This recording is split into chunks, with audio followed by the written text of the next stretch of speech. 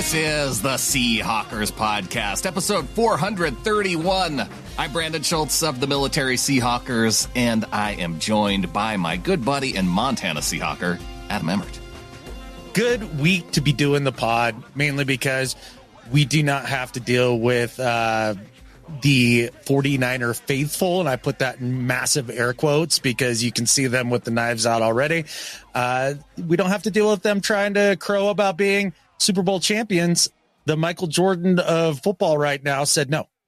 Thank goodness. Thank goodness we have Patrick Mahomes in our lives as Seahawks fans, because now, 2 times now, he has saved us. He has saved us. And, you know, the interesting thing is some people, I feel like we're kind of at this point to where Patrick Mahomes is getting to that Tom Brady level of people are getting tired of seeing him win so much. That because the 49ers were kind of in underdog territory and in part because Brock Purdy being the last pick of the draft, I saw quite a few people who I felt like were okay with San Fran winning just based on the underdog story. And if it were any other team in any other division and not in the NFC West, I probably would have been on board with that storyline. But I hate the 49ers so much that it can't be saved by any type of underdog story. And not only that, they weren't underdogs. They were 3.5-point favorites on almost every single sports book. Like, they were not underdogs. Everybody misrepresented the Chiefs defense going into that game, or just underestimated them. That was a true underdog story. And it was hilarious to watch Kyle Shanahan screw up again in a Super Bowl. I can't understand how the dude forgets to run the football in the third quarter. I don't understand that. And a lot of people are like, well, they were backed up. There's lots of first downs that he didn't run the ball. It's the same as Pete Carroll being like, we didn't run the ball more because we didn't get enough first downs, so we couldn't get to our stuff. It's a weak-ass excuse, in my opinion. It was awesome to watch him fail. Had they run on first down more often in the third quarter, then they wouldn't have ended up behind the sticks. And some of those first downs, it was penalties that put them back a little bit. So, I mean, there's a few drives where you could say that it really was penalties, but sometimes it was the Brock Purdy throws that ended up putting them behind. And then, or the receiver, because didn't he have one receiver that ended up going backwards like 7 or 8 yards? Oh yeah, was that a Jennings catch? Something like that. I don't remember. I don't recall. But yes, he did get spun backwards and it ended up moving backwards or whatever it was. But just nothing. Well, that's not true. Very few things make me happier than watching the 49ers blow yet another Super Bowl and tuck their tail between their legs, go home and start the implosion that happens after a bad loss, Brandon. The headlines have been eye-opening. I think that they made the right move by firing Steve Wilkes right after the Super Bowl, if nothing else, to give them a scapegoat, because that's one thing in hindsight that I kind of wish that the Seahawks would have done, and Pete Carroll just fired Darrell Bevell after the Super Bowl loss, so that way it could give the team at least something to say that they've moved on from. And so in that sense, I think it's a good move, but in another sense, I don't think that Steve Wilkes is the problem. I think it's by now 3 times this is a Shanahan problem, because he lost by 10 plus points when he was the OC in Atlanta. He's done it twice now. He's had 10-point leads against Mahomes. I think I saw some of the statistics. It was like an 85% plus win probability in all 3 of those games, and he found a way to lose. He's a loser in the Super Bowl, and the 49ers are losers in the Super Bowl, at least since the Seahawks have been in the division, and it's a lot of fun. As far as Steve Wilkes, I can't imagine that the players go, oh, good, okay, everything's fine now because Steve Wilkes is gone. They were on the field. They know that wasn't a Steve Wilkes problem in the Super Bowl. If you want to fire Steve Wilkes because of what happened in the prior 2 playoff games, I'm with you. I get it. But in the Super Bowl, that was not a Steve problem. That was a Kyle Shanahan problem. And I've heard so many people say, oh, look you can see in the Super Bowl, Brock Purdy doesn't get flustered. He was flustered in the third quarter. Like, the idea that he's just unflappable when he's not. Like, almost every single high pressure game, he has a quarter or two where he melts down a little bit. And he did in the third as well. He wasn't the reason for the loss in this game, though. No. I felt like he played well enough. And I say that because there were so many points in this game where I'm like, catfish! Here we go. The 49ers are going to win. I'm going to be pissed because it's just going to happen. They're the more dominant team on the field today, especially when you watch that first half. It looked like the 49ers, it was going to be their day. You had the Chiefs fumbling as they got down near the goal line, and they just weren't able to move the ball against the Niners defense. And it just felt to me like, okay, all they have to do is put a couple touchdowns on the board, and it's going to make it awfully tough for Mahomes to even come back from.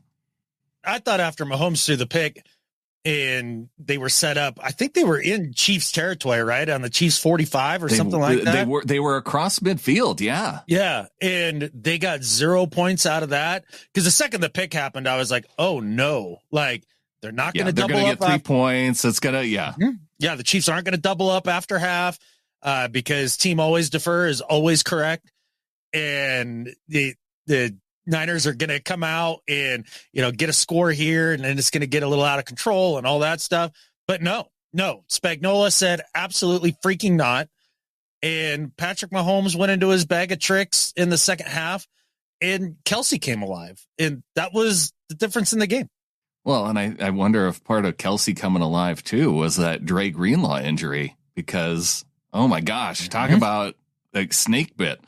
The Niners had so many points in this game where as much as you thought it was their game to win early on, then you saw the Greenlaw injury, and then they had the muffed punt, which was just, the ball hit the back of the dude's heel, and it was a scramble for the football from there.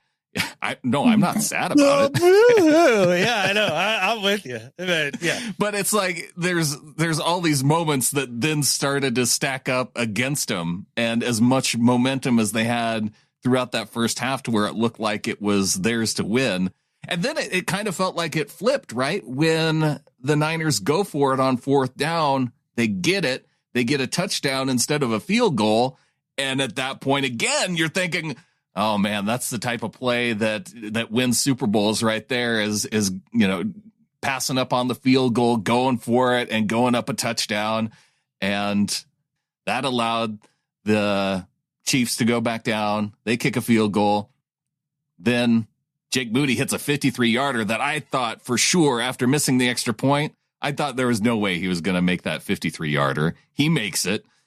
And then the Chiefs drive down, and they're able to get a field goal in that final, 6 seconds. Yeah, it was exciting. Another overtime game. People debate the overtime stuff and all that, but you had mentioned, well, the Niners just snake bit, and it's like, finally their mother luck ran out. They should have never been in the game. They should have never been in the game. They should have lost to Detroit. And yeah, who did they have before that? Green Bay. They should have lost to Green Bay. Should have lost to Green Bay too. Unbelievable. So I don't cry for them at all. I don't know that Kyle was totally wrong with his overtime strategy, I guess. I hate it. Well, now everybody's going to have a shot to have the ball. Just freaking soft, dude. I can't stand it. Just go back to sudden death and call it good. And I understand that would mean a 49ers victory in the Super Bowl. I do. Well, I do. But to that point, I don't know if that's necessarily the case, because then with that idea in mind, I think about how the Chiefs had the ball. It was 2nd and 10 with 6 seconds left. Yeah. When the Chiefs kicked that field goal to tie it up, I think at that point they were thinking, sure, let's take it to overtime, because then we are going to be assured that we have a possession. And rather than try and go for the touchdown there, I think if it was the former rules with sudden death overtime, I think you go for it and try and do 2 more plays there at the end of the fourth quarter and try and win it if you're the Chiefs. Yeah, you might be right. And then people killing Kyle being like, well, he didn't understand the rules or whatever, and they wanted a third or analytics or whatever the hell they want to argue. Well, let's say that it was the previous rules, like not even sudden death, but yeah, the regular season overtime rules that we've had forever. Niners get the ball, they kick a field goal. Chiefs would have still gotten the ball. Chiefs would have still marched down the field. Chiefs would have still scored a touchdown and still won the Super Bowl because Patrick Mahomes is better than anybody on San Francisco. Like, it would have been the exact same result. With that said, I think a lot of people are making a big deal about these rules when it's Mahomes. And if Kyle would have said, give the Chiefs the ball first, then he would have been putting his tired defense back out on the field. Mahomes probably, they wouldn't have known that they needed to score. But are you saying that Mahomes wasn't going to just march down the field and score a touchdown with the first possession? And then you're thinking, okay, I'm counting on Brock Purdy to go out there and match it against the Chiefs defense, a touchdown when, I don't know. That would have been a really tough position for me as a coach to say, yeah, Brock can go out there and win this game after Mahomes marches down the field and scores a touchdown. I mean, I guess if you're thinking at it through the lens of McCaffrey can go out and win this football game, right, with a touchdown, like, okay, I mean, I can understand that, but it kind of got away from it. Chiefs defense was just as tired as the Niners, especially after a first half when time of possession was incredibly lopsided for the Niners and all that there. But at the end of the day, the Dirty Whiners are losers, as they should and always will be. And it feels great. And then we can get on to some Seahawks topics as well here.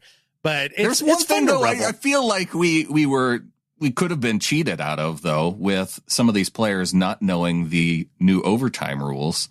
Like, if the Niners would have just scored a touchdown first in overtime, I would have liked to see how some of those players reacted. If they would have just run on the field thinking that they scored a touchdown in overtime and now it was over, that would have been kind of fun. I would have liked to see the clock run out at the end of the first overtime period just to see how the 49ers players would have reacted because the clock had hit zero and them just thinking that they had won because the clock went all the way down to zero. Now, part of that, too, I was a little bit unsure about because the broadcast didn't necessarily. It was like the clock was getting down to zero, and I'm thinking, what's going on here? And then I think Romo jumped in and said, oh, yeah, don't worry. But I was worried there for a minute. Look, I don't know about you, Brandon. I didn't realize the rules were any different going into this postseason. I didn't when it comes to overtime. Wasn't paying attention to it. Wasn't on my radar. Maybe I'm in the minority. I'm guessing that I'm not. I imagine that most fans watching the game are like, wait, what? When did the overtime rules for the postseason change? I would think that that's how that was. And that's, again, something that they probably could have been prepared for and covered well on the broadcast as soon as it was going to overtime and been like, okay, let's lay it out. Here's the differences. Here's what's going to happen. Depending on possessions, they could have made a whole deal out of it. But it did go to show you how much more prepared for that moment that the Chiefs were in comparison to the Niners. For sure. And the Niners are who's hers. It feels so good. It does. I can't think of a game that I felt better about that my team wasn't in. I guess the last time I had rooted that hard in a Super Bowl when the Seahawks were not involved was the last time these two teams played. But this one feels better. And I think it was because the Niners had so many opportunities. Like, it looked like they were going to have it at so many different points to where I felt like throughout the game I was preparing myself for having to deal with the disappointment of the Niners having a championship. And the beauty of it is, man, it certainly feels like that's the last of that the window is closed. That's how it feels to me. This feels so much like after the Super Bowl in 2014 and, the Seahawks have all of the problems that come out of that and the play that shall not be named and all that stuff. This feels like one of those types of difficult losses, and they're going to have a hard time coming back from this. In fact, I don't think they will. They still have a lot of talent, so I do think that they're going to be a team that we're going to have to deal with for at least another couple of years, but I'm not saying they're going to be a dumpster fire. I'm just saying that's the last we see of them in a Super Bowl. All right. Well, screw the Niners. They're done. Their season is over. I couldn't be happier. And we've also got some news this past week. Shoot, there was a lot that happened for the Seahawks between coordinators offering up their press conferences. I know we were kind of waiting on seeing whether or not there were a few players that were going to be retained on the roster. Geno Smith, one of those players, not much of a question, but still that opportunity was there that the Seahawks could have moved on from him and saved some money under the salary cap. Draymond Jones, probably one of those ones that was more of a question to me of whether or not the team would decide to stick with him and his contract going into 2024. They have guaranteed money now that they have stayed on the roster. And I'm happy about the Geno Smith news. The Draymond Jones news, I'm interested in seeing how he could potentially fit into the new defense. And I think the other couple were like DK Metcalf and Jason Myers, which it makes all the sense that you would keep those guys, especially Jason Myers going into his good year. That's exactly right. That's you want him in the even years. And look, if you're Mike, I can't imagine that you're looking to upset the entire apple cart. It's not what it sounds like when you listen to his interviews or John's interviews or things like that. One of the things I found interesting in this little news cycle is some of the interviews with John. I have said this to multiple people who've been excited about moving on with the coaching staff and all that, from Pete, that I have zero interest in going backwards. Like, that does not appeal to me in any way. Like the idea of, well, let's go tank and trust the process so that we can then be better. I have zero interest in that. Like that sounds like hell. No, thank you. And I don't think John Schneider has any interest in it either. Just the way that he talks, like they're going to have to come out of the gates a little stronger than I think most teams that make a change at head coach like this do. With the context of the Super Bowl, though, I think that a lot of people now are looking at that and trying to figure out how to make the Seahawks into a contending team year after year like the Chiefs have been. And I can see how you would get into that mindset, though, of, okay, you start breaking things down so that way they can get to the point where they can just draft a quarterback like Mahomes. And you have to be bad to draft a quarterback like that. Just draft a quarterback like Mahomes. Just go do that. You just go out and you get one. You just have to be bad long enough and wait long enough till that quarterback comes around, and then you're in position to do it. Oh, absolutely. If you're just bad enough, that guy will come to your organization for sure. Every time it's 100% lock, right? This isn't the NBA where when you tank and you end up with one of the top two picks, like almost every year, there's a franchise setting, a tone setting player at the top of an NBA draft that can have such a massive effect on an organization that it's worth doing because there's 5 players on the court at any given time. This is a very different game, and quarterbacks are much harder to come by than great NBA players. I mean, there's, the top 50 players in the NBA are freaking amazing. Like that's football draft is closer to the baseball draft than it is the NBA draft. I would agree with that. So, interesting to hear John say in not so many words, but just like, no, we're not going backwards. Nope, we're going to be better, which is interesting considering the way the coaching staff has rounded out, especially at the top end of the coaching staff. I find I'm not sure that the hires are congruent with coming out of the gates quickly and doing well. And not that that's necessarily the ultimate goal. The ultimate goal is to be good for a long time, right? Yeah. But just with the amount of change and then the amount of experience or lack thereof coming in, these guys are going to take a while to find their footing. Like, and that's natural. That's natural. And I'm not even mad about that. I think you're tiptoeing around it. You expect that the team won't come out of the gates quickly because they hired an offensive coordinator who has limited professional experience. And when I say limited, I mean zero. He's been a college coordinator his entire career, and that's going to make for a transition. Now, he has a head coach, defensive minded, that it sounds like he wants to be, to build those types of teams, to say, hey, we're going to run the football. We're going to have identity. He went on Seattle Sports Radio and said those words to that effect.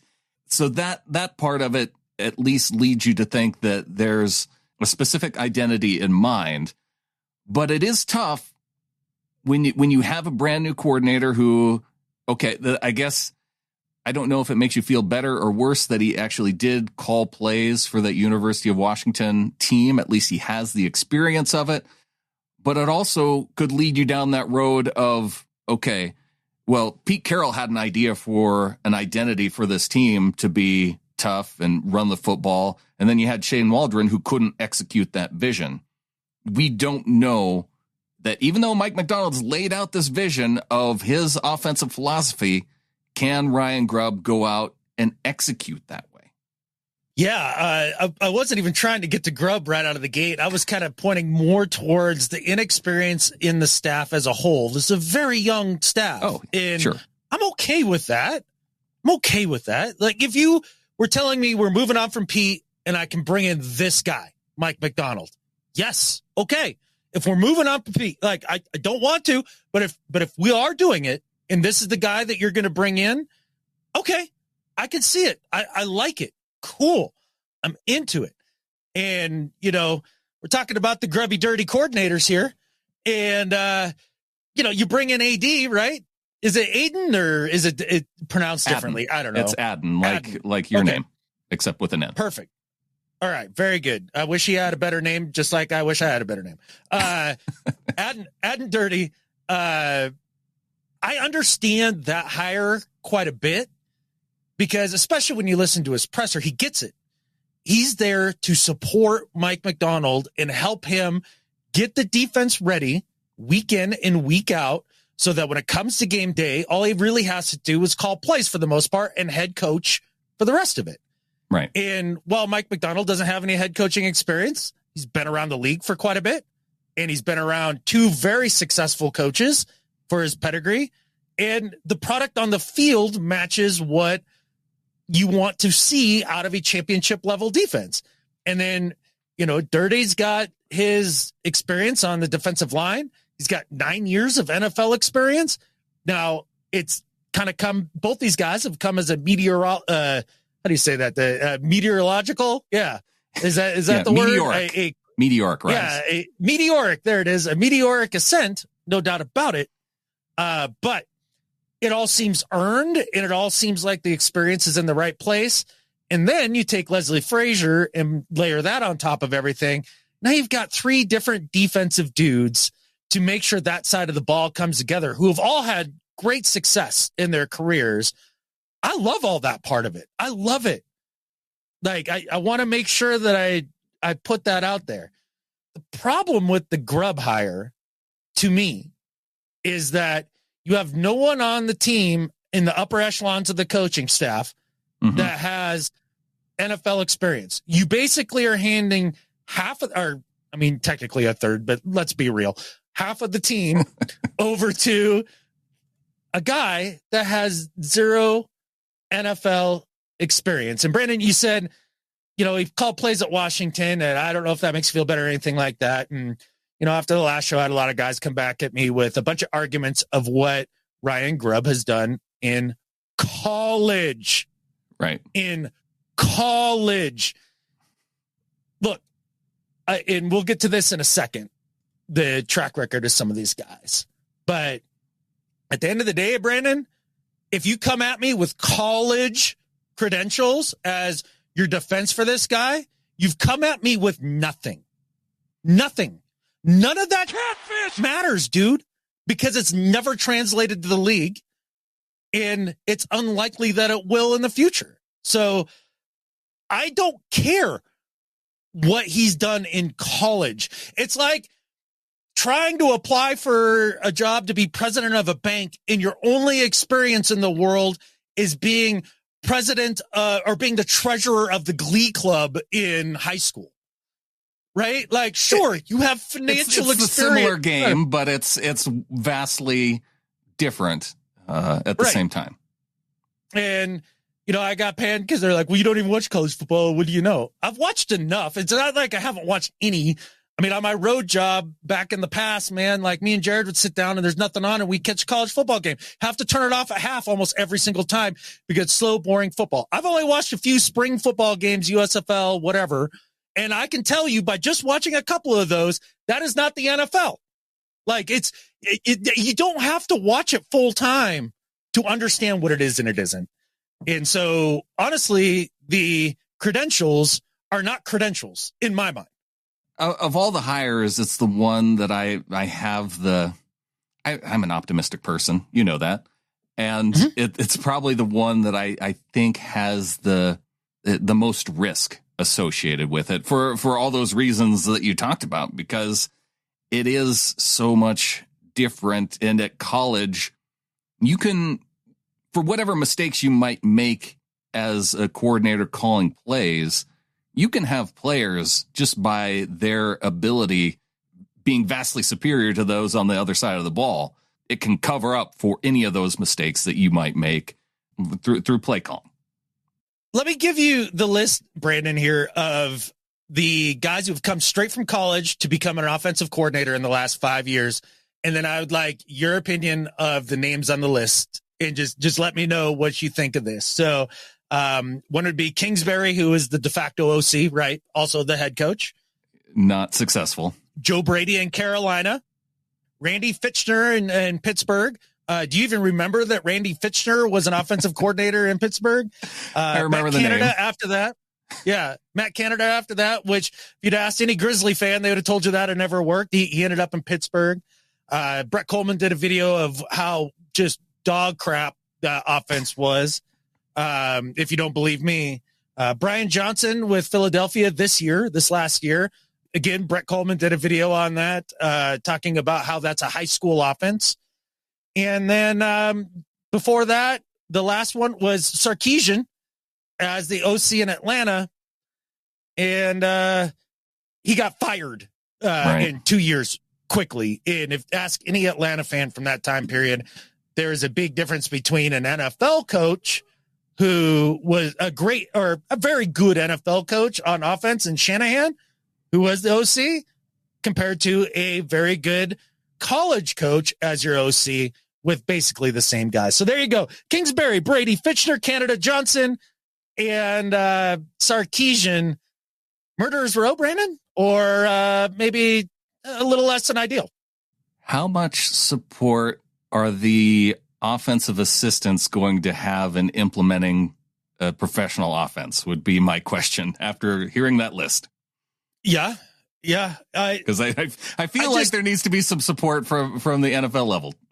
Yes, there does. And, the running backs coach they hired from the Raiders, he's got a ton of NFL experience. And who knows? Maybe they fill out the underneath coaches the passing with game a bunch coordinator of NFL. They got from the Rams. But the thing is, coach is came that, from Tennessee, I think. Yeah. Not super excited about that. I just find that to be an interesting list. And then not only that, but then if you go back through head coaches since 2000, there's been one to come from college and succeed.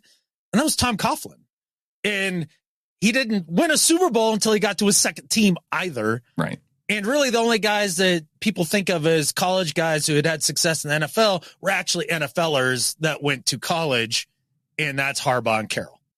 And that's just the long and short of it. Unless you go back to what? Jimmy Johnson? Right. Yeah. No, if you want to go pre-2000, literally the only other one to have any success is Jimmy Johnson. Yeah. And we're talking about all-time great college football coaches, whether that's Saban or Lou Holtz or, Urban Meyer.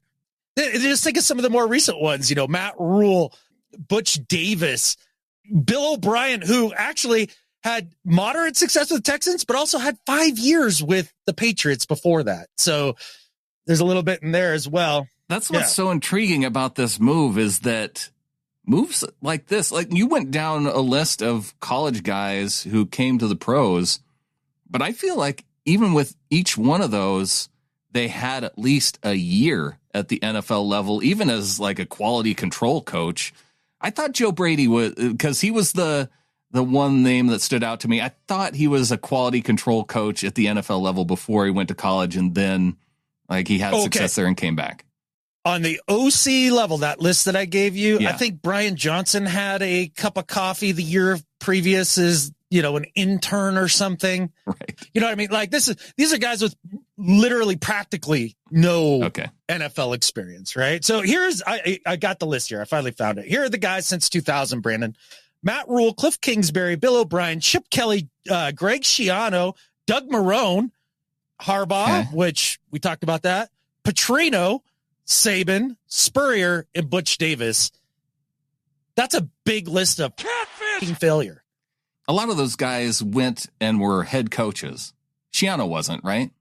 Yeah, he was a head coach. Oh, he was a head coach. Yeah, those are all guys that came in and went from college directly to a head coach. So, head coaches are OCs. Look at that too, because a lot of times if an offensive coordinator comes from college, they're coming in then as a quarterback's coach or a running back's coach or a passing game coordinator. They aren't you just don't see the lateral moves. And so that's what makes this so hard and why I think it ends up being the biggest risk.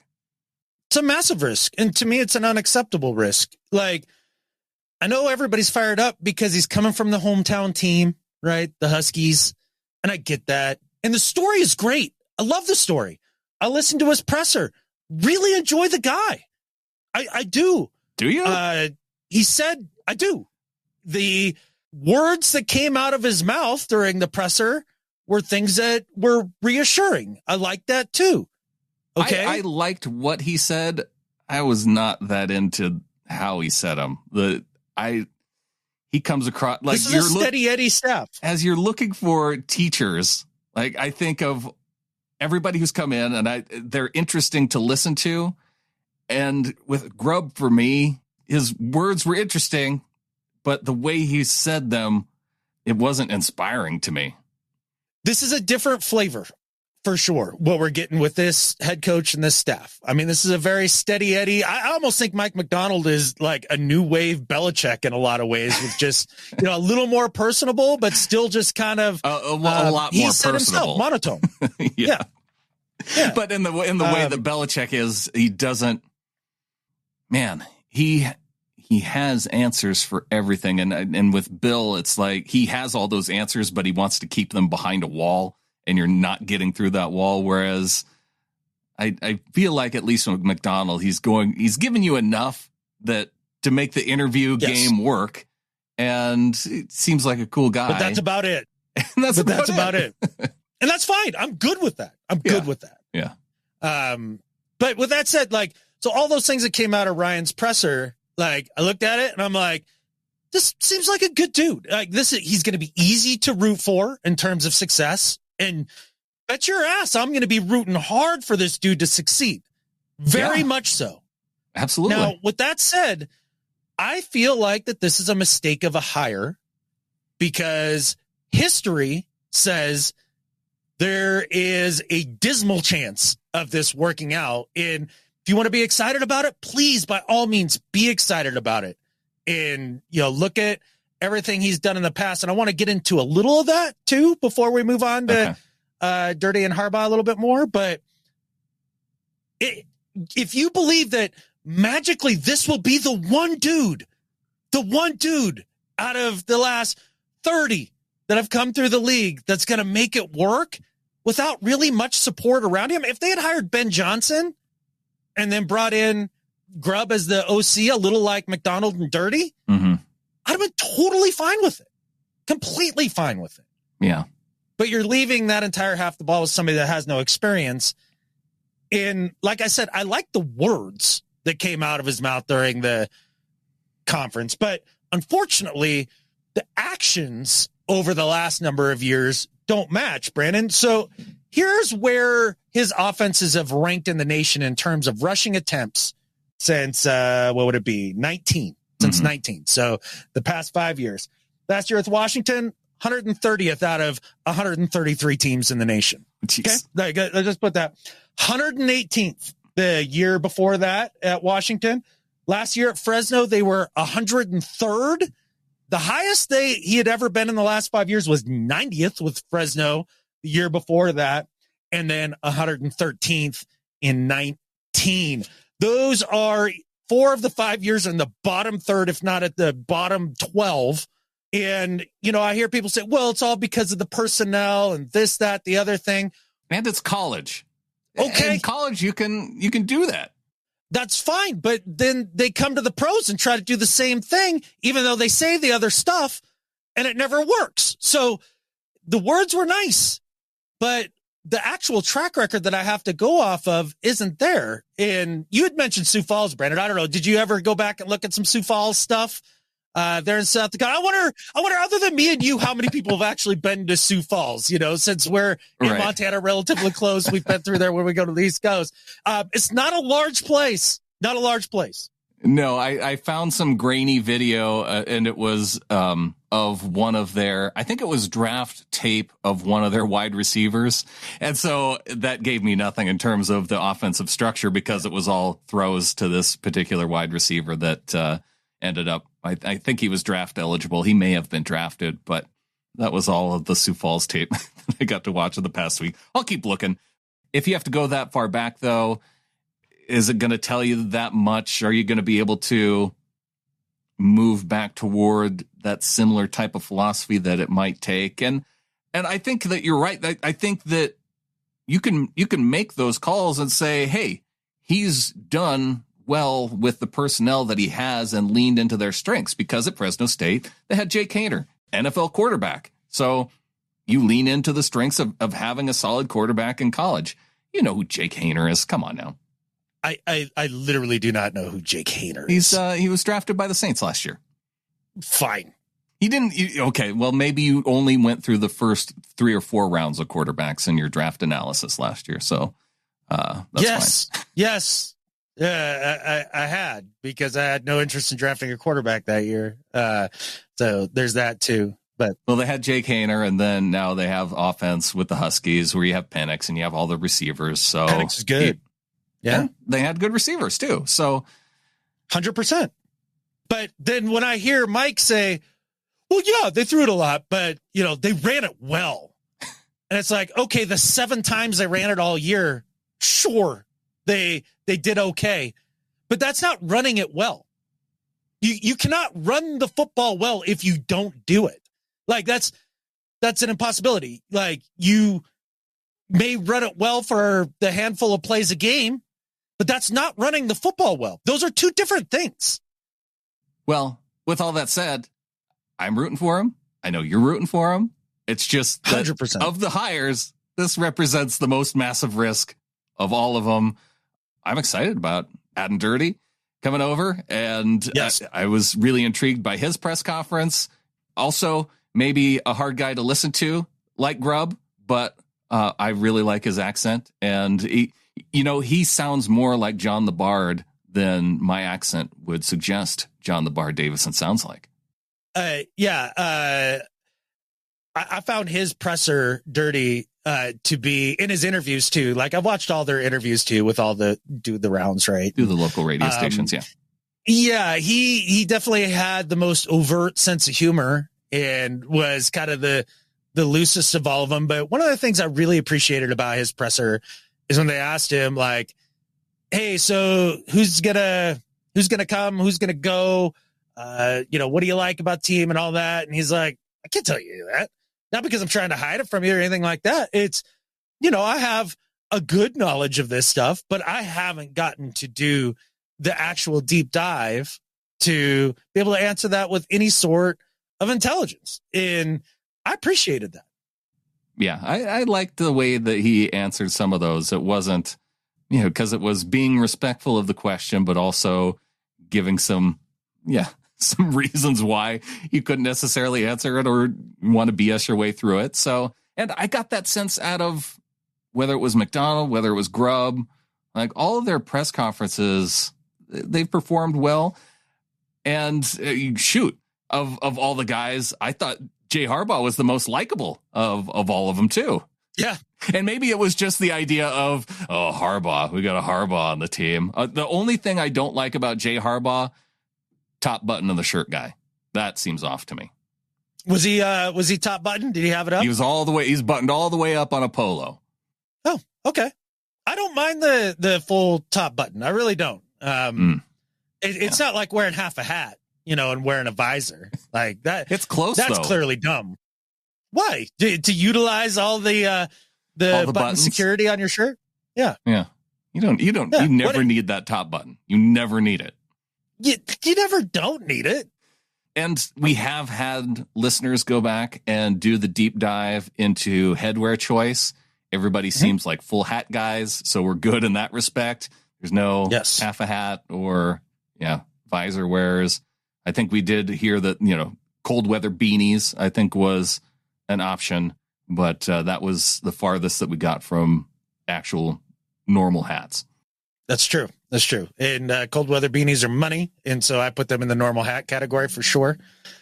But yeah, overall, as I look at the coaching staff, Brandon, I'm pleased.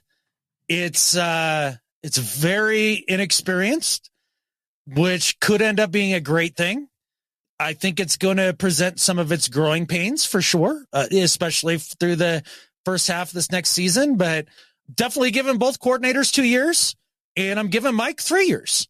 Like, I'm not going to have a definite thought on any of these guys. You're not going to come on week 6 if the team goes 1-5 through the first 6 games and be like, that's it, scrap it, fire everybody. No.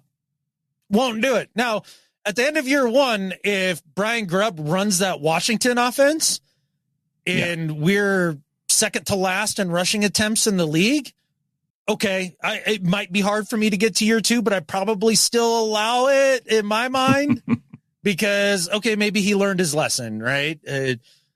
I don't know. It's tough. It just feels like an unnecessary risk, Brandon. There's so many dudes out there that have 6, 7, 8 years of NFL experience and bring him in. Like, you could have done that. I mean, and there's guys who had head coaching experience. Like I brought up Frank Reich. Like, there's a check out there that brings Frank Reich in. Like, there's a number. I don't even know if he would have been the answer for me necessarily at OC, but especially the way that the staff is shaping out, because they're definitely trending toward the younger end. And maybe that has to do with a new style philosophy that you want everybody to kind of, if you're the head coach picking a guy, if you're a general manager, they're kind of coordinating these decisions. You're kind of in the same mind space of the types of guys, and you want everybody to kind of gel together. So I kind of get that part of it. And maybe someone like Frank Reich wouldn't fit into that necessarily, but I know what you're saying. Like, maybe, for instance, Mike Kafka was the guy that they wanted to go out and bring in initially. The Giants blocked it. They end up giving him a raise, and that means that you now have to move on to figure out what other guys that you might want to hire. And there are other guys out there with NFL experience. It would have been less risky from that aspect, still a risk, but the less risky move, especially with a young head coach, would go out and find somebody on offense who had significant experience calling plays at the offensive coordinator level, maybe failed as a head coach, came back to it because that's generally what they've been good at. Those guys are always around. Even if it had been somebody like Slowick, right, who didn't have any OC experience when they brought him into Houston, but he had NFL experience, right? I would have been fine with that. I could have gotten on board with that. And you talk about Kafka, right, and getting blocked on that one, and that's a bummer. But you would have thought that they could have seen around that corner before it happened, knowing that if they were that they would probably get blocked, and then have some other options where you're actually chasing edges and getting somebody that can give you an edge in the NFL rather than bringing in a dude that, in my opinion, has no resume that you can hang your hat on. Maybe they found the guy, though. Maybe he is the one guy to buck the trend, and then everybody's coming after you. Yeah, and it can happen. It can happen. Dude, if he knocks it out of the park and we're a physical run-first football team or even just balanced, right? And it looks way different than the Washington situation or even Fresno, then I will come on here at the end of the year and eat the crow without sauce and be so happy. So happy. I don't make these kind of predictions because it's fun. I mean, I guess if it bothers people too, Brandon, how many other Seahawks shows out there do you think? 15, 20, 30 that you could go watch or listen to that will tell you that everything that the Seahawks do is perfect? Because there's a lot of them. Well, how much more are we going to be talking about the offensive coordinator before the season starts? Like, this is the one show. The hire has happened. There's nothing that Ryan Grubb can do from now until the season starts that we could complain about. All we can complain about is his resume, and the only time to talk about it is right now. 100%. And from here on out, it's okay. Let's see what they do. Maybe having him in the building helps give him an insight into Penix if Penix falls to him. I think that would be cool. I like what I saw out of Penix. You got insight on Penix. You got insight on J.J. McCarthy from Michigan. You've got, insight on other college guys that he played in the Washington Pac-10 would have recruited. Nix. Yeah. Right? Yeah. And there's a bunch of dudes that are NFL quality draft picks in this draft at the quarterback position. And I find it interesting that the Seahawks not picked up, I guess, but did not cut Geno here before the deadline, guaranteeing his base salary for the year. And that was cool to see because whether or not they draft a dude this year or next year, having Geno around, that's an ace in the hole. Yeah. And based on where Seattle is drafting, they're not going to move up to where they're going to draft a quarterback who you would sense that needs to start right away week one in the NFL anyway. So from that sense, having Geno Smith makes a lot of sense. But Adam, we've heard a lot of talk, not just about Geno. We've heard in a lot of these conversations, whether it's Ryan Grubb, whether it's Mike McDonald, Drew and Geno are often mentioned together. Yeah, Dreno. They've got them both side by side. It's funny because they haven't extended Drew. Like he's going to be a free agent here pretty soon. But then again, I think with picking up the salary for Geno, that doesn't mean that the Seahawks can't trade Geno. In fact, I think Geno is a very attractive trade chip for a team that is, say, maybe like, not that they would do this ever, or that the Niners even are going to go this way, but like a team like the Niners where they've kind of got all the pieces in place and are just a competent quarterback away from having a legit shot. Yeah, Steelers not quite to that level, but yes, in that boat. Yeah, they need a little bit more than just a quarterback, but it's interesting that you bring that up because there was the Adam Schefter tweet that he made the announcement that the Seahawks were going to be keeping Geno Smith beyond the deadline because the deadline was on Friday. Adam Schefter tweeted it out on Thursday saying that Geno Smith, who has a $12.7 million guarantee that becomes fully guaranteed on Friday, was informed that he would remain on the roster through this week. The reason why I think that this is important, I think we should watch Adam Schefter closely because he's been the one that's breaking. I mean, he broke the news about Pete Carroll, and we know that then that's either coming from Jody or coming from general manager John Schneider because it was that tweet by Adam Schefter and then the press release or the announcement by Jody Allen via the Seahawks Twitter. So it's one of those, hey, here's the heads up before the actual news comes so you can be the guy to break it. And that's why I end up reading into some of the wording of the Schefter tweet that then followed this up, where he quote tweeted himself and saying the Seahawks believe that in today's market with salaries soaring for starting quarterbacks, the right decision was to pay the money per sources. Now Geno Smith will represent a value to them or any other team that decides to reach out to see if it can acquire Smith via trade.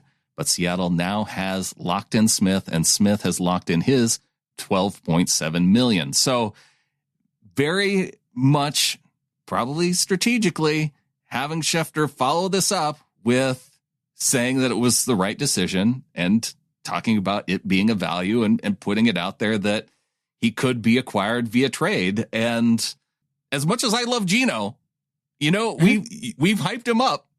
I can't say for sure that he's a lock to be on the roster week 1. Geno Smith hyped himself up with his play the last 2 years, and especially with what he does under pressure and in clutch moments, which I think is the measure of what a quarterback is. Right. And you think about, like, I hear a lot of people, I heard Florio the other day saying that Geno regressed this last year, and they point to a lot of numbers, and it's like, well, you clearly don't understand that he missed a few games. Like that will lower your numbers when you don't play. They give him no credit. Yeah. I mean, call me crazy, but that's how numbers work. I was more impressed by his play last season than the season before. One, because he finished stronger than he started. And 100. We had that question after his first year. We were saying, okay, well, now go out there and do it in the clutch, because we haven't seen you do it in the clutch. Goes out and performs in the clutch against the Lions early on in the season. The Lions were a team that could have been the Super Bowl representative. So it's not like Geno can't beat a good team. He nearly did it against the Bengals, against a good defense. And you could say and point to Shane Waldron as, shoot, if play calling was a little bit better, they maybe get that Bengals win. And yeah, within the last 2 minutes, he did it over and over in the clutch. And so to me, I like last year's Geno Smith better than the year before. Brandon, one of the ways that you can help a new offensive coordinator with absolutely zero experience in your league is to have a veteran quarterback who has been around multiple different offenses, has succeeded and failed in the league, knows what that's all about, and is an unquestioned leader on the football team that you're coming into. I think it's almost crazy to think about not having Geno this year to be the guy that goes out there and implements Grubb's tactics. Like, if there are some fundamental flaws in his tactics because of the learning curve of coming from lesser football to greater football, then Geno can help mask that quite a bit. So I'd be stunned. But it would have to be a good offer, right? What would be the offer, Brandon, that would make you go, yeah, I kind of got to do it. Got to trade Geno. What was the Alex Smith deal? Was it a second and a third? Here, I'll look it up while you think on that for a second. It would have to be a good deal. But I also, again, going back to the Schefter tweet, I kind of think now that every offseason, when we're having to go through the rigmarole of, is Russell Wilson going to be traded or not traded, it might just be John Schneider MO of, I have a quarterback. I want to see what my quarterback is valued at by the league. And if somebody is going to throw some crazy picks my way, like they did with Russell Wilson and the Broncos, then I'm going to take it if it benefits this team overall. Yeah, that'd be a massive haul. So the Smith trade to Washington, not a first. I was way wrong, way off.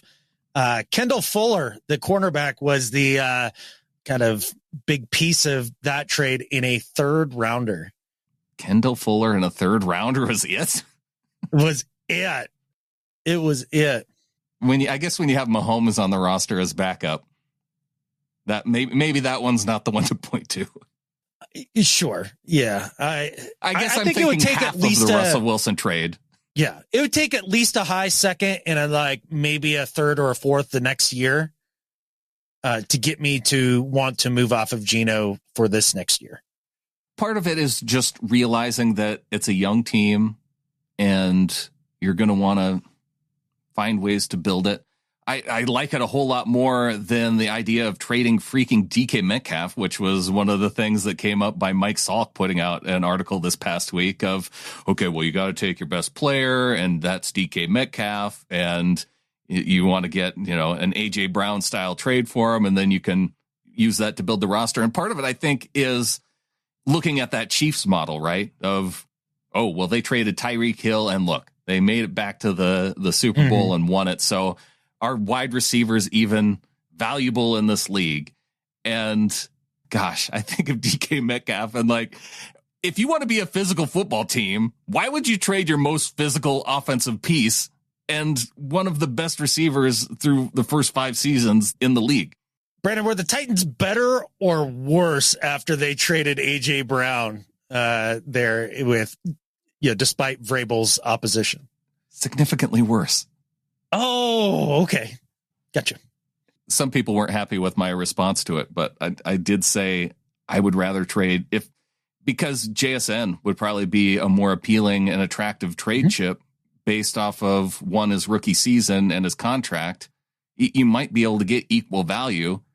I'd rather trade JSN than trade DK if you're talking about using those picks to try and build the offense in a different way. Because I think that idea is people look at the structure of the salary cap and go, oh, you're paying Tyler a bunch of money, you're paying DK a bunch of money. You got to find a way to structure the offense a little bit different. And I suppose if you are keeping the salary the same with Tyler and DK, you're probably not doing that. But from the physicality perspective, that would be more my answer. And I don't want to trade either of them. It's just that if you're looking to build that way, that's the way I would tend to build. You can pay DK and Tyler and still have money to do other things in the offense because Geno Smith is a freaking bargain. A freaking bargain. Just listening to some of the different pundits, the national pundits, talk about the contract when it all went through, and they all were kind of going through the numbers, and almost every one of them, the last was, they knew it was a good deal, but then they start rattling off the numbers. And now that a couple years has gone by too, they're kind of like, dang, that's a hell of a deal, and it is. And it allows you so much flexibility while being hyper competent at the most important position in football. And if you're not looking to take steps backwards, you need Geno Smith on this roster. You need Geno, you need DK. I'd lean toward keeping Tyler. I think there are ways that it can be done. Brandon, does DK fit into a Sioux Falls offense? Does he catch the football with his hands? Yes. What? Oh, what is it about DK that you don't want? The 3. What did he have last year? 45 yards worth of penalties. You don't want those 45 yards of penalties. That's your breaking point. No, I could have done without some of the antics, and he got way better towards the end of the year. I feel like this was the year he kind of turned the page on that a little bit. That would be about the only thing I could do without.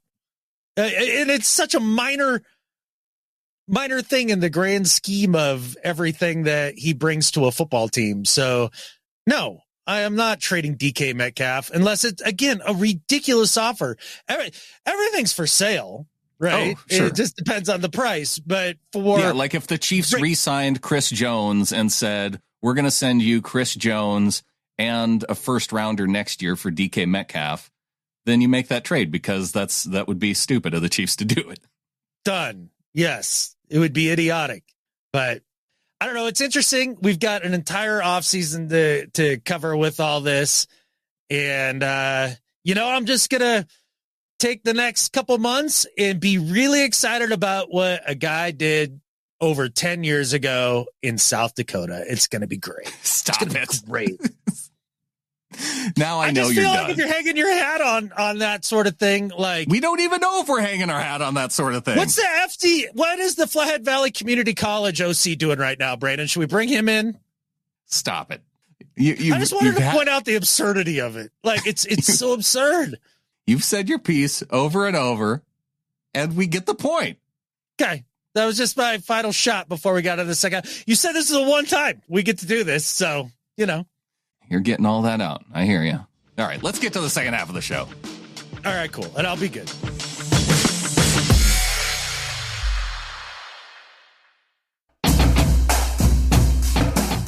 As we get into the second half of the show, it is time now, Adam, for congratulations to a pair of Seahawks legend who have now been enshrined into the Pro Football Hall of Fame this year. Big congrats to former Seahawk Dwight Freeney and former Seahawk Devin Hester. Okay. You don't get excited about Seahawks legends in being enshrined in the Hall of Fame like I do. I don't get excited about legends who had a cup of coffee with the Seahawks going into the Hall of Fame. No. You don't understand how much joy I get out of this. And I feel like I do. That's you why downplay it. I don't happen to get as hyped as you do. I didn't poo-poo it. I just said that, it's just not my thing. As excited as I am, you're going the opposite direction to balance it out. Yeah. Yeah, I guess. And I don't appreciate it. I mean, I see what you're doing. Dwight Freeney spin move, legendary. Didn't see a lot of it in Seattle, but it was amazing. He was a fantastic player, no doubt, deserves it. And boy, Devin Hester, the best returner I've ever seen in my life, or is it Dante Hall? Ooh, that's a good I don't question. know. Leon Washington was pretty good though too. He was a notch below both those guys in my mind. Yeah, he's not going to make the Hall of Fame based on his returnability, but he's up there. He was fun to watch. Oh man, did he have 2 in one game? I think he did. Yeah. And that's one thing that could be really cool this year with Jay Harbaugh coming in and just a new coaching staff is that we could get more dynamic in the return game, man. That was something that's been DOA for the Seahawks for seasons under Pete Carroll. And that's something to get fired up about for sure. Yeah, I want to see something different. Like I want to be dynamic. I want to take chances. And it's an area where I felt like the risk tolerance was not to my level where I want us to be. You think after Pete saw John Ryan's face on one of those fakes there when he was throwing the ball that he just decided that they couldn't do that sort of stuff anymore? Yeah, it was too traumatizing. That could be it. Shout out John Ryan. Love John Ryan. But going back to the Hall of Fame, there were 5 other Hall of Famers that got in: Randy Gradishar of the Broncos, Andre Johnson, Steve McMichael, Julius Peppers, and Patrick Willis. So a good Hall of Fame class this year. Damn good. Man, it's hard to accept that Peppers and Willis are both have been drafted, played their career, retired, been out of the league long enough to now be into the Hall of Fame. Time flies, man. Yeah. Well, former Seahawk Jari Evans could get a shot next year. Oh, no, he had a shot this year. I think next year, I think he'll have a shot again next year. I think he'll get in, but it's Marshawn's first year of eligibility next year. First ballot Hall of Famer. Brandon, I heard on, there was a thing that came across my YouTube algorithm, and it was just Cam Chancellor's greatest plays, right? Oh, and sure. They start the video with a clip from Rich Eisen, and this video had been put out 3 years ago. I don't know how long ago the Rich Eisen take was, or if Cam had even retired. I think it was post Cam retirement.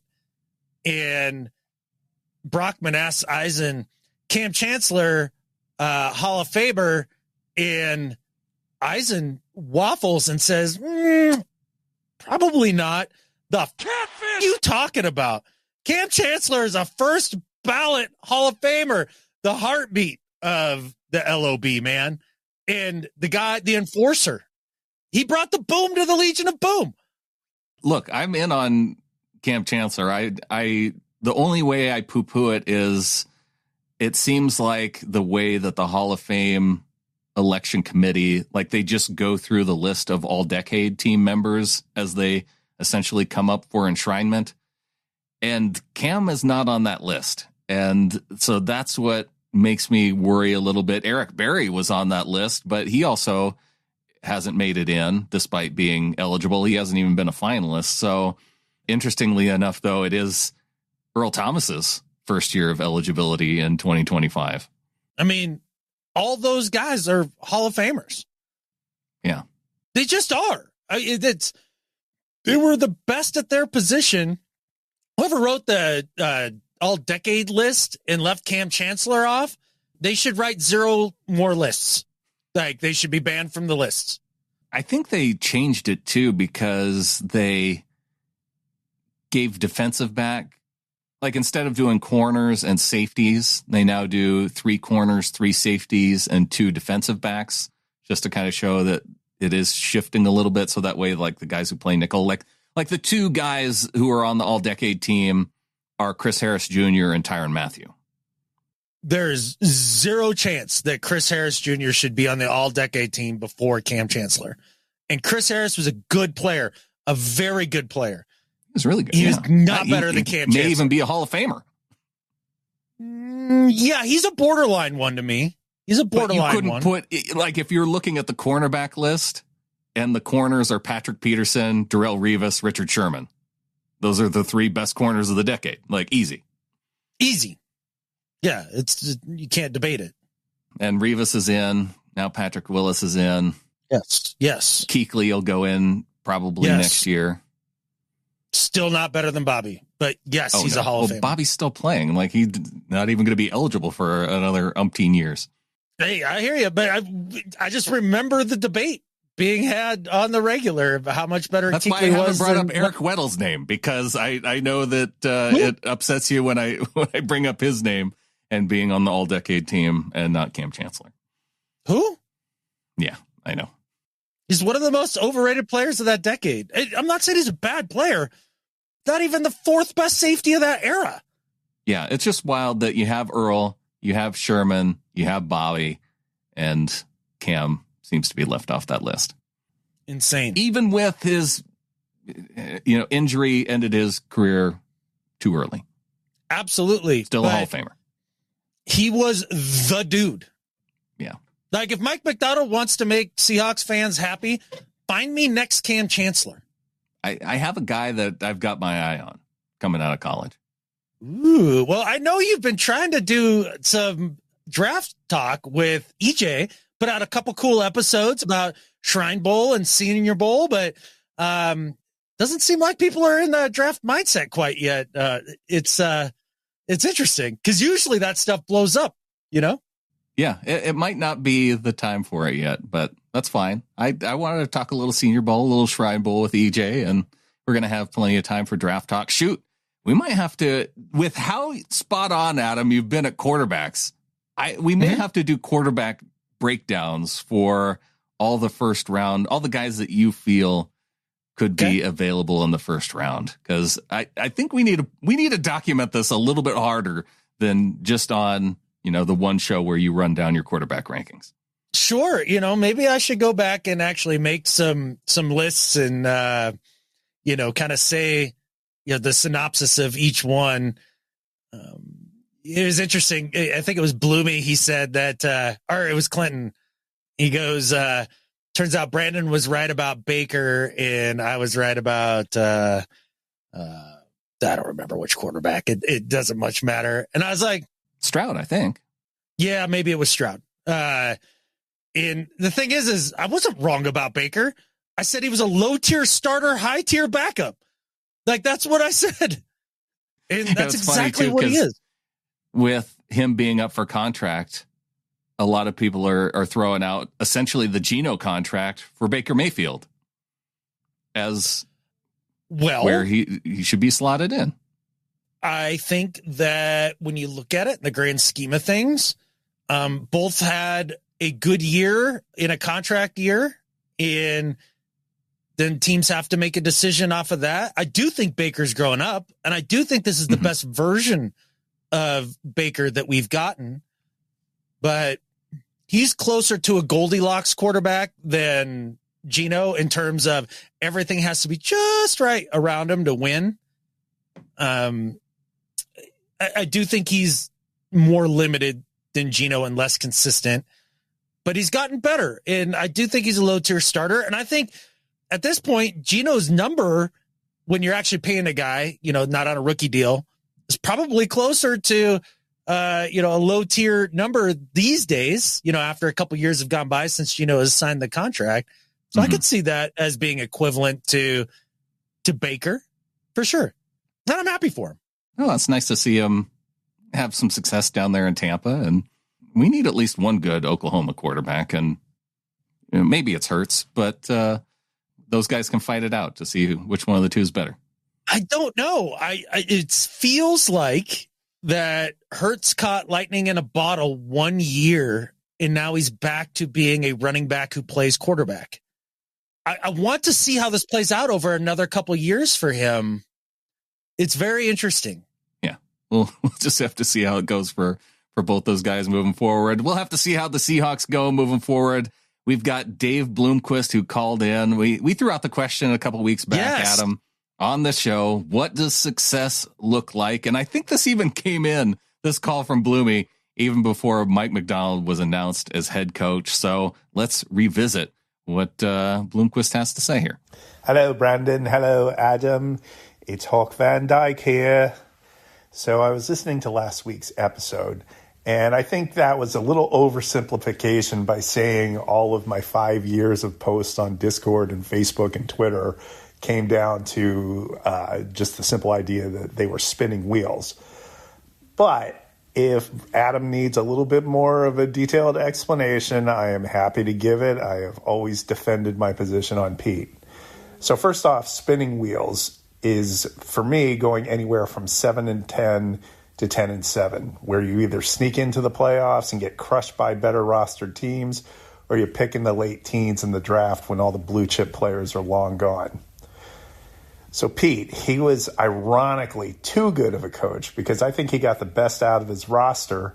But in my opinion, he was making 4 to 8 win teams into 6 to 10 win teams.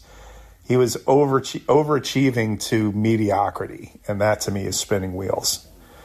So we look at our division in Pete's tenure. Every team has had at least one or more top 3 pick that came from shitty seasons. They produced great pieces like Bosa or Paris Johnson, or tradable assets that would net them Aaron Donald or Todd Gurley. And even more proof, who was the consensus difference maker for Detroit in the divisional round?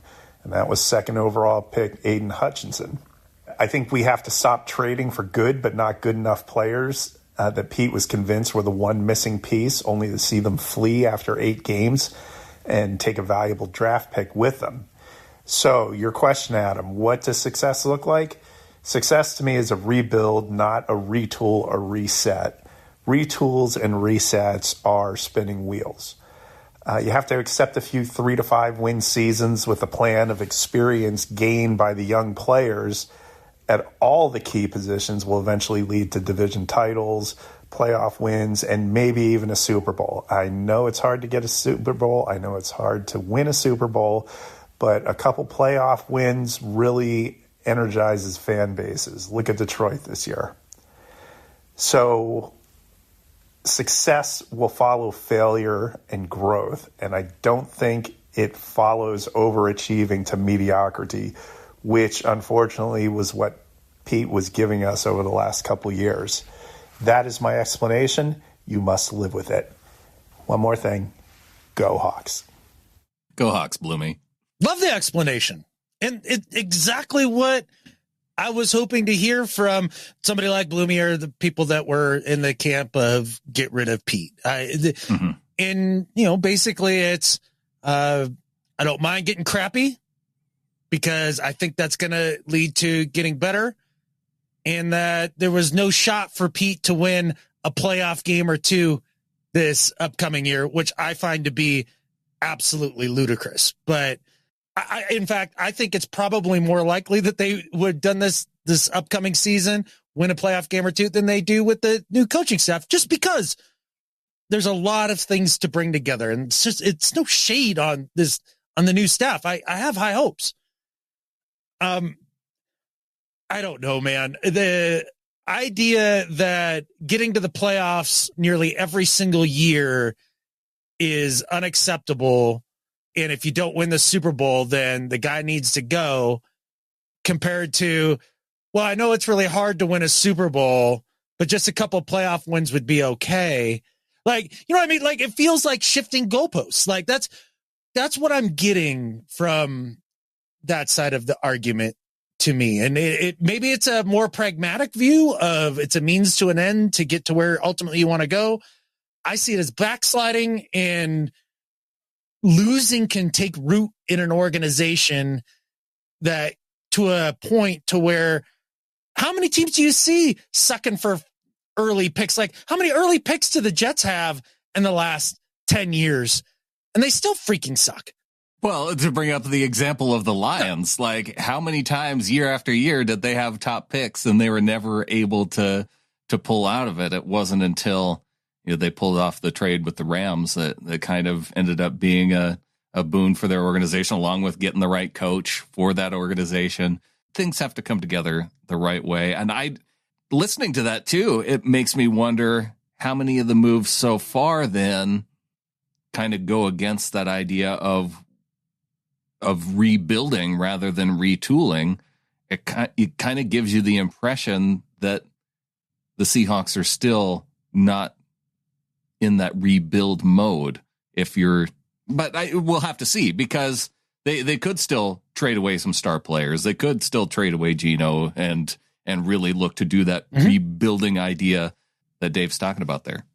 It's been the opposite of everything John has talked about. Right. I mean, it makes it unlikely to me to expect that. But that's what I'm saying. It could still happen. It's just it does seem unlikely that that's the direction they're going. So if the goal is to be the most successful franchise that you can be, and Dave, I don't understand where he's coming from, where he says, retooling, basically spinning your wheels. Would you tell that to Patriot fan? How many times did they retool under about 3 different iterations of that Patriot team to win 6 titles? Like, was that spinning their wheels? It's so hard that we point to organizations like the Patriots, and now we're going to be pointing to the Chiefs. I don't think that those are examples that you can point to as because once you have a generational talent at quarterback, it kind of feels like you can do a lot of different things. Oh, for sure. Look, I definitely understand and agree with the idea that if you have a once in a generation quarterback, it's the best way to go out and win titles. Yes. Agreed. Only one team can have a once in a generation quarterback at a time. They might overlap for the last couple of years of the one previous and, the first couple of years of the new one, but it's beyond unlikely that you're going to get that guy. So there are other ways to win a Super Bowl, and Patrick Mahomes isn't going to win every single one from here on out. I don't think that the Seahawks are going to blow it up in the way, like doing the process like the 76ers years ago or whatever.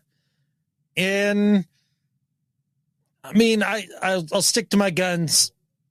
There's no way you can convince me that Pete Carroll didn't deserve one more year to have a shot to see how this retool had actually gone. Some people disagree with the idea that it was a rebuild after you trade your franchise quarterback and, make big roster changes. But I do think that was that. But at the end of the day, here we are. This is the Mike McDonald era. It's different. We're chasing edges, seeing around corners, fired up, and it's going to be fun. It's just, it's always fun to kind of get to know the terminology of the coaches, right? Like, so much Pete speak has been, within the show and everything and even in my life for the last 14 years. It's fun to get to know this new stuff and see what's coming up here. Yeah, get to know the terms that being in a growth mindset. We hear that a lot far, but the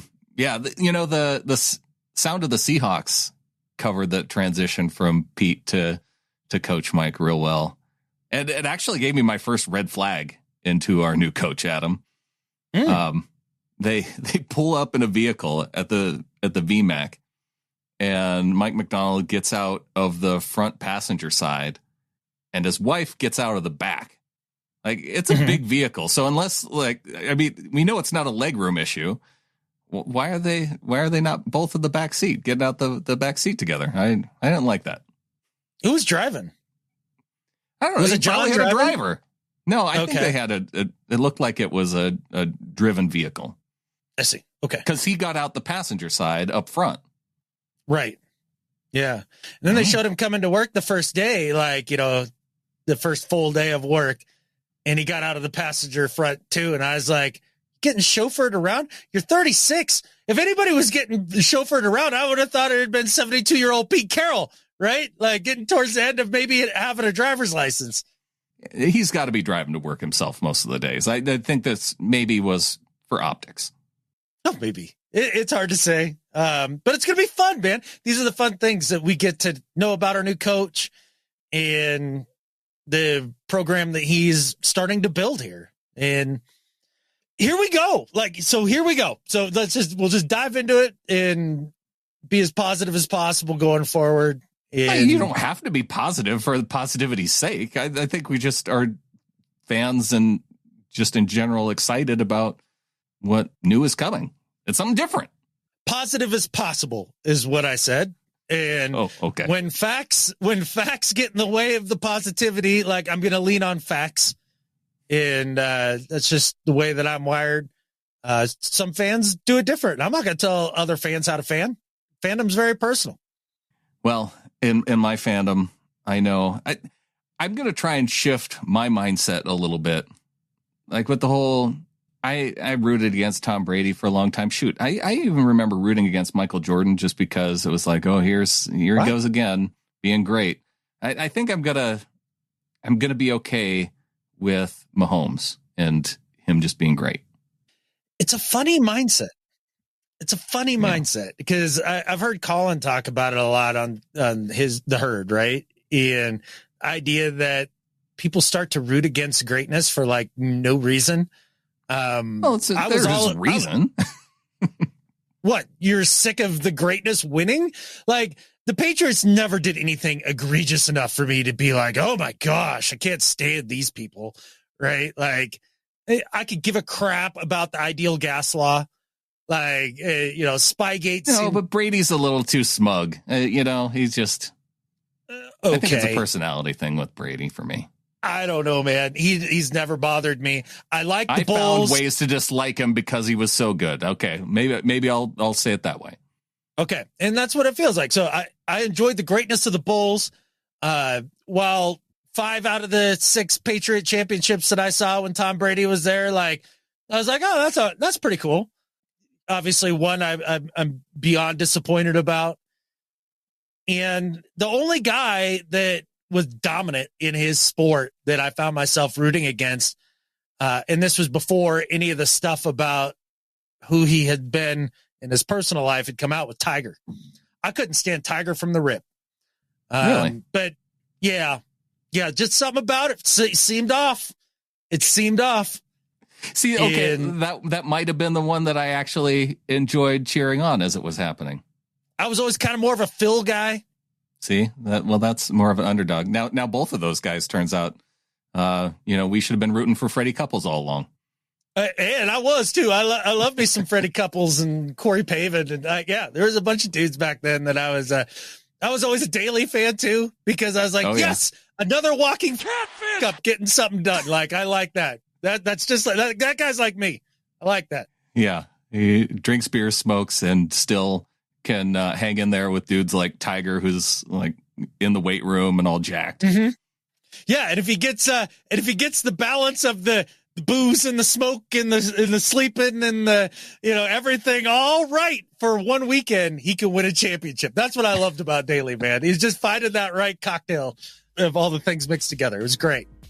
Well, we've got the right cocktail of our members of the flock. We've got our executive producers, DCH, Brian Shaw, John DeSmartu, Garrett Taylor, and Has No Clue. We've also got Aaron Fisher coming back in and giving us a bit of a raise for this next year, going up to $150 for the year, thanks to Aaron Fisher. It's amazing. Appreciate you guys, Aaron and Sarah, for sure. That's really cool. Yeah, the flock has been engaged this year, man. Like, this has been a big year for the little flockers. Yeah, and it's a good time if you're thinking about joining the flock to come on in, because at the end of the season, this is the time that we tend to see people drop off for the off season. They hang out and they're into the all the in-season stuff, and it's like, oh, the off season, I'm doing other things, listening to other shows. I'm definitely down to support, but it's an in-season thing for a lot of our members of the flock. So if you are thinking about signing up at the annual level, now is a great time to do that, because Yeah, it helps us out going into the off season. And we've got Charles coming in the off season and coming in at $12 a month. So welcome to the flock to Charles. Hell yeah, man. Appreciate you, Charles. And again, like Brandon said, it is a great time to get in because this year, I think probably more than ever, Brandon, we're going to put out probably the most content that we've ever put out in an off season. We'll shoot for it for sure. Yeah. I think just inherently with what we've been doing and all that, like it will be more. And considering all the change for sure. Yeah. There's going to be a lot to talk about this offseason. For sure. All right. We've got our Pick'em League and we've got our Pick'em League Overlord coming in to announce this season's champion.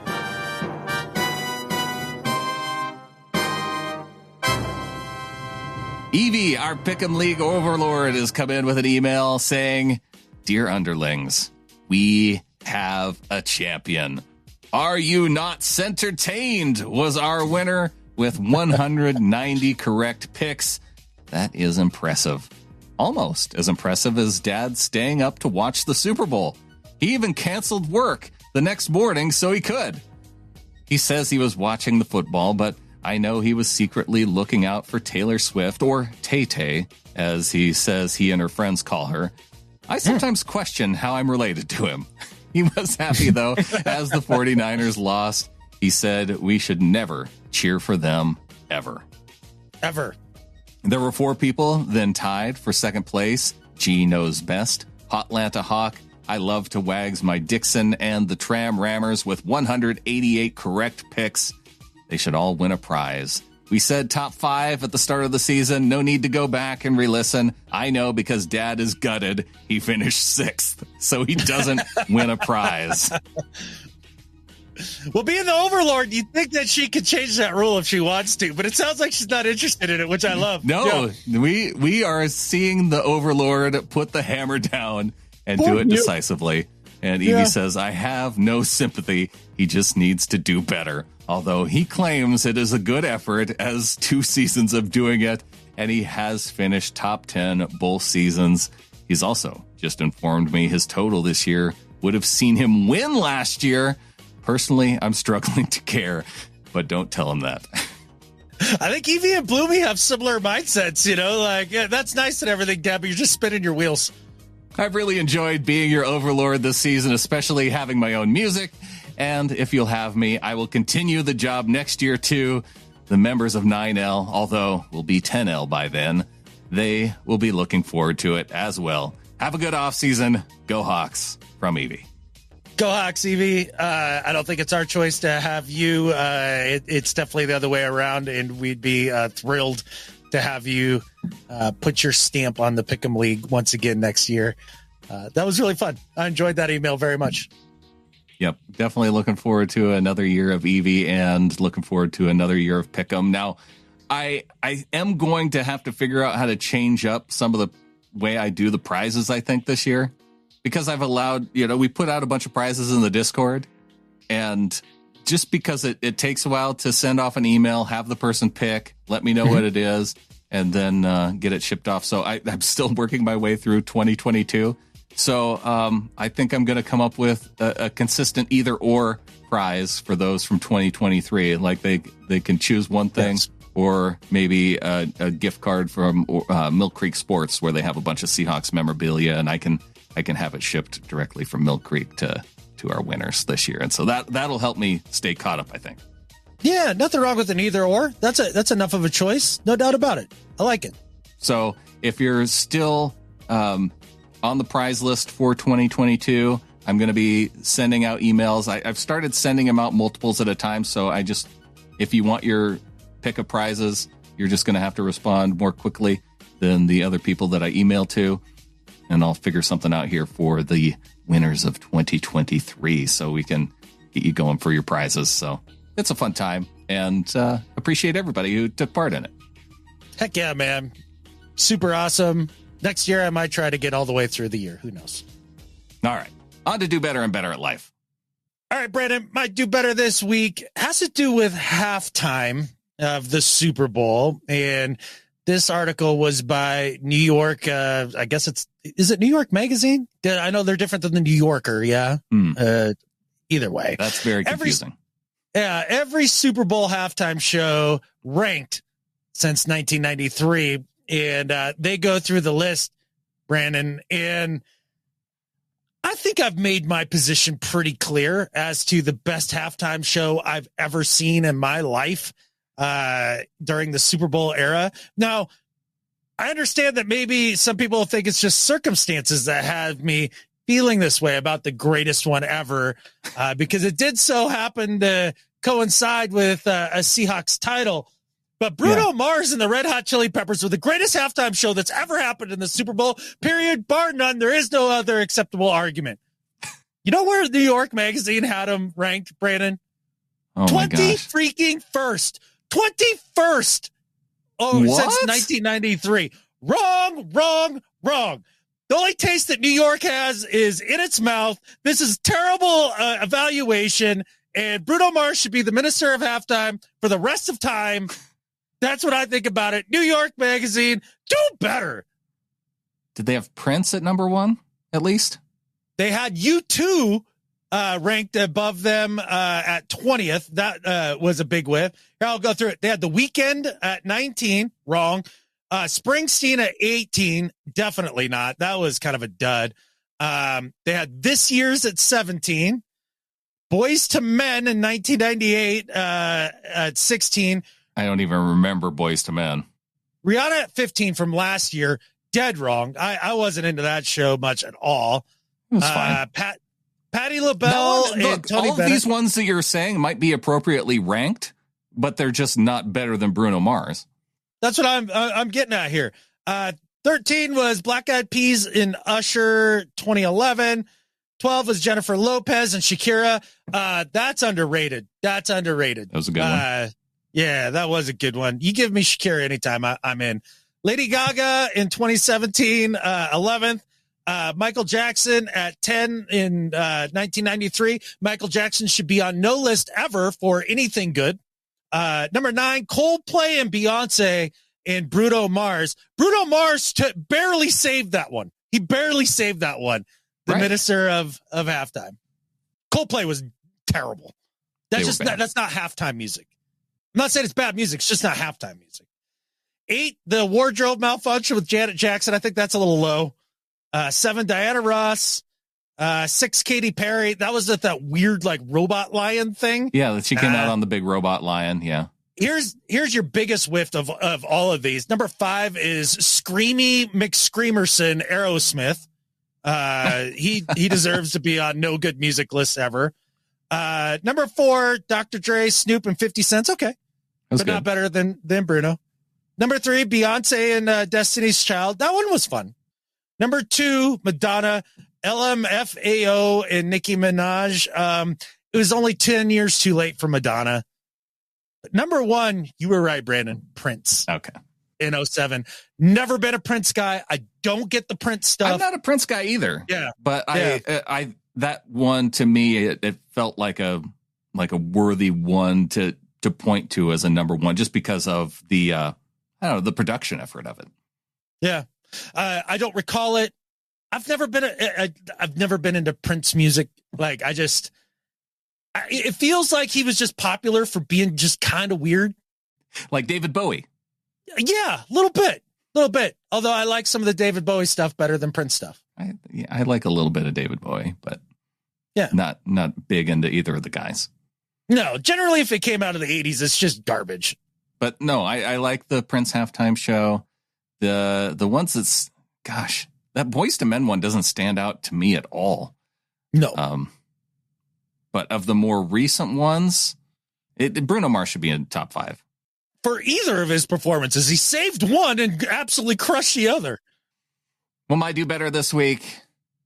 Adam, if you're going to pick the most improved player on the Seahawks, going from the 2022 team to the 2023 team, I shouldn't be putting this to you on the spot, but I mean, if you're just going to throw out a few names, generally people who performed maybe below expectations in 2022, but then improved to 2023. Pro Football Focus put out their list of the most improved players for each of the NFC West teams. And for the Cardinals, they listed tight end Trey McBride, and he was a rookie in 22, I think. So he had a good year this next year. Guard Kevin Dotson for the Rams. Offensive line, sure, probably. That offensive line ended up being better than I thought it would this year. So, okay. Yeah, I could see that. For the Niners, Diamador Lenore, the corner, most improved from 2022 to 23 based on PFF. I mean, did he go from I can't remember what he was in 22. Did he go from crap to average? He probably started 6 games in 22 and then was a full-time starter in 23. So, okay. Because he's a delightfully average corner. Well, now that you're onto that theme, you might be able to pick out who PFF had for the Seahawks going from 22 to 23. Man, I can't even guess because as I looked at the 23 team in comparison to 22, it's got to be Mafe. It's got to be that. Would be the obvious choice. That would be the obvious choice. Would be Boye Mafe because he's about the only dude that drastically improved, right? Yes. No. The PFF's most improved player for the Seahawks was cornerback Michael Jackson. I'm just blinking at the screen because it hurts my brain, the utter stupidity of the very thought.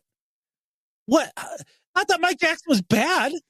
It makes no sense. PFF, what are you doing? Michael Jackson barely even played starting corner for the Seahawks in 2023, yet he's the most improved from 2022 to 23. This is a slap in the face to Boye Mafe. PFF, do better. I kind of wonder sometimes if PFF is full of former Rams and Niners player personnel people. Because they are consistently crap when it comes to either rating Seahawks players or in this situation, Mike Jackson. Yeah. He didn't play any better or worse than last year. I would accept Charles Cross as an answer. I would even though I don't think he improved, but at least he started all season. Yeah, short of Mafe, I don't know that anybody had a much better year this year than they had the year previous. That's what makes it a little bit more difficult. Gosh, you could say Geno as an answer. But DK? How is it not Mafe? How is it not Mafe? That's the only thing that I can't understand. I don't know. Another check in the minus column for PFF and their credibility to me. That's one that, almost every year now since PFF has become the thing that it is, there's just another chink in that armor where I'm like, I need to old Lombardi says, I need to be able to evaluate the evaluators here. This isn't, this doesn't make sense. Mike Jackson. No sense. Yeah. It's crazy. My better at life this week, Adam, is for Gabe Fernandez of SF Gate. I don't know if Gabe Fernandez is the headline writer or not. If it's not Gabe, then anonymous headline writer needs to get the better at life for this week. But, I don't know if you heard that or even noticed after the game, it's one of the first times we haven't seen the coaches shake hands at midfield. And I guess that there was a whole plan that went into it that both Shanahan and Andy Reid, they had a hard time finding each other at the last one because everybody storms the field and you have to try and weave your way through to try and make the handshake happen. There's all the cameras that are trying to get it. And so they're all crowded around. It just logistically, it's difficult to do. And so apparently Shanahan and Reid coordinated before the game and said, we're not going to shake hands because we did it before. And let's it was just not too deal much with effort. it. There's enough going on. Yeah. So they actually had a plan going into it. And it wasn't any kind of snub from one coach or the other. No disrespect intended, which is, I'm glad that they did make that decision. The thing is that it made for Gabe's headline to be so great. The headline on SF Gate, 49ers Shanahan planned for post Super Bowl handshake better than he did for overtime. And so for that. For that headline, Gabe Fernandez, you are better at life than Skip Bayless. Yeah. And kind of cool, the coaches too, to just recognize, like, look, let's not deal with nonsense right now. And I wonder if there was any extra nonsense on the field, considering Taylor was down there as well. That might have, played a factor, but that's a funny headline, and it does help me revel in all of the 49ers stuff that I have watched of their local coverage, right, between different bloggers and things like that, and kind of their reaction to yet another loss for the losers in the Super Bowl. It's been very cathartic. I've enjoyed that very much. It's been a good week.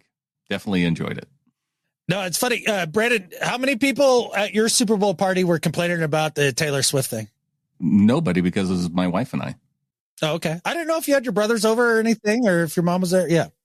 No, well, so it's kind of funny because I enjoy it because my sister-in-law, then my youngest brother's wife, has really gotten into watching football because she's a big Taylor Swift fan. And so she's been rooting for the Chiefs. So I will get texts from her as the game's going on, any Chiefs game, because she's into it based off of Taylor. And so I actually think it's kind of cool. I think that's pretty neat too. It's funny. Bronco Jared, I got a text from him during the Super Bowl. We were going back and forth about a number of things, and he said something about Taylor Swift. Now, as a Broncos fan, I do understand that be extra annoying that she's dating a Chief. Like, I get that. Like, if she was dating Kittle, I probably would dislike the Taylor Swift thing way more than I do now, because I just don't care. But I did see it. Somebody added it up, Brandon. How much time of screen time do you think Taylor Swift had during the Super Bowl? I saw a pie chart of this, and so I know the answer, that it was less than a total of 1 minute. 55 seconds. 55 seconds. And there's a zillion fans who lose their mind over this stuff, including Bronco Jared. It's like, who gives a crap, man? Even if it's all a facade just to grab money, keep getting them checks. I hope Taylor and Travis get all them checks. Like, who cares? And it brings in new fans. It wasn't enough for me, to be honest. I think what was 23 seconds was on Eminem holding a beer. Or, no, it wasn't Eminem. Who was the other entertainer who was there holding a beer? But anyway, he got like 23 seconds of screen time. Yeah. It was funny how they broke it out in the pie chart. Yeah. I just like an actual game, and then this little sliver of, Taylor being on screen. It's true. Well, my better at life than Skip Bayless this week, Brandon, also said something in a small sliver of time during Super Bowl week here. And that is for JSN, Jackson Smith and Jigba. He goes on CHGO Sports, the Chicago talk radio situation there. They ask him about Shane Waldron, and his quote was freaking hysterical. First thing, he kind of like looks around and he's just kind of quiet. He's like, is this live? And he's like, no, I'm just playing. And then he looks at everything. He's like, good luck to you all. Speaking in terms of Shane, I think that's how I feel about it too. Maybe crack up. I thought that was hilarious. And maybe JSN thinks he would have had a more impactful rookie season with somebody other than Shane the Brain. He's better at life than Skip Bayless. I don't understand how, if you're JSN though, that it takes you that long to come up. Like, don't you just have an answer locked and loaded for when you're asked about a former coach that you just can chip off and be like, oh yeah, he's a great dude. Wish him the best of luck. I'm sure he'll be fine in Chicago. Like, it's not that hard to come up with an off the cuff answer for a question like that. There was such a long pause between the question and him. Because not only did he say, is this live? He paused and then he goes, and then says, is this live? It made it very uncomfortable and also hilarious for Bears fans. Yeah. Made me laugh a great deal. Now, with that said, Brandon, maybe I guess he's no longer a rookie now, right? Second year player. You should have should have the canned answer situation figured out already. Like, it's not hard. They could have asked him about a guy he had never met before in the equipment room, and you can be like, oh, he really came to work and wish him the best. Yeah, worked hard every day and did his best to have the team prepared and all the best ways that he could, and really enjoyed the guy, and I'm sure he's going to be a great fit in Chicago. You could say that about anybody. It's the easiest question to answer about anybody. But I appreciate the honesty instead. This made me happy. I enjoyed it. It did make me happy, and I enjoyed it too. But yeah, wishing Shane Waldron the best too, I suppose, over there for the Bears. I guess that we can have the do you try to trade for Justin Fields conversation on another show. But it'll be interesting to see if he's trying to get the best out of Fields, or I still, now having looked a little bit more at the quarterbacks, I can't understand the Caleb Williams slam dunk first pick situation. I feel like there's a couple guys you could argue there. So I don't know. Maybe it'll be one of those guys. Maybe it'll be Fields. Maybe a debate to be had. Maybe with what the Bears have as draft picks, Shane Waldron has to be super happy about his situation, because whether it's Fields, whether they end up drafting, some top offensive player, trading down for multiple picks, trading for future picks, Bears have a lot of flexibility. If you were offered Fields and a 2 for Geno Smith, it would be it'd be a real top 10 number 2, right? Like a top 10 pick in the second round, right? With their record. Yeah. Yeah. High second rounder and Justin Fields for Geno.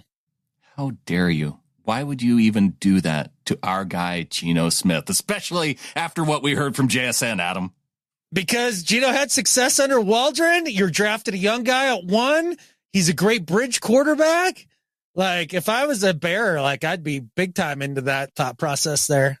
I just didn't know. I just didn't know if that floated your boat at all. No, I don't want that for Geno. Oh, I don't want that for Geno either, but we're talking about what's best for the Seattle Seahawks.